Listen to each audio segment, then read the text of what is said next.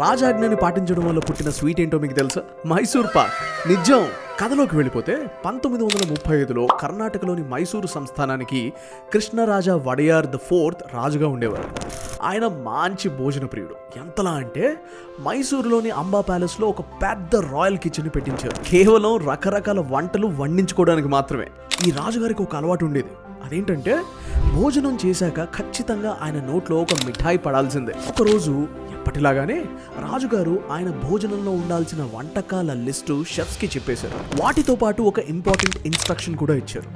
రోజులా కాకుండా ఈ రోజు కొత్తగా ఏదైనా రుచికరమైన మిఠాయిని తినాలనిపిస్తుంది అని చెప్పేసి. ఇంకా ఆ రాయల్ కిచెన్లో పనిచేసే హెడ్ షెఫ్ కకాసుర మడప్ప కిచెన్లో ఉన్న రకరకాల పదార్థాలతోటి ప్రయోగాలు స్టార్ట్ చేశారు. భోజనానికి ఏమో టైం అవుతుంది. రాజుగారు వచ్చేస్తున్నారు. ఏం చేయాలో మడప్పకి అర్థం కావట్లేదు. ఏదేదో చేస్తూ నెయ్యి, చక్కెర, శనగపిండిని కలిపి ఒక పాకంలా చేశారు. రుచి చూస్తే చాలా బాగా అనిపించింది. ఇక రాజుగారు వచ్చి భోజనం చేయడం అయిపోయిన తర్వాత మడప్ప గారు వెళ్ళి రాజుగారికి తను కొత్తగా చేసిన మిఠాయి రుచి అందించారు. రాజుగారు అది నోట్లో పెట్టుకోవడంతోనే కరిగిపోయింది. That's it.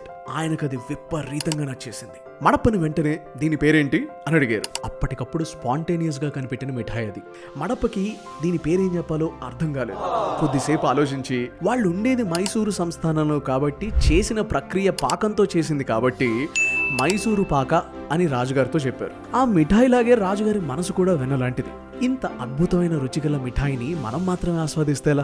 ప్రజలు కూడా దీని రుచిని ఆస్వాదించాలి అంటూ స్వయంగా మడప్ప గారితో ప్యాలెస్ ప్రిమైసెస్లోనే ఒక మిఠాయి దుకాణం ఓపెన్ చేయించారు. అలా రాయల్ కిచెన్స్ నుంచి మైసూరు పాక జనాల్లోకి ప్రవేశించింది. కాలక్రమేణా మైసూరు పాక కాస్త మైసూరు పాక్గా మారిపోయింది. అలాంటి రుచికరమైన నోట్లో పెట్టుకోగానే కరిగిపోయే మైసూర్ పాక్ని ఫ్రెష్గా టేస్ట్ చేయాలంటే మాత్రం వచ్చేసేయండి పోత్గల్ స్వీట్స్కి.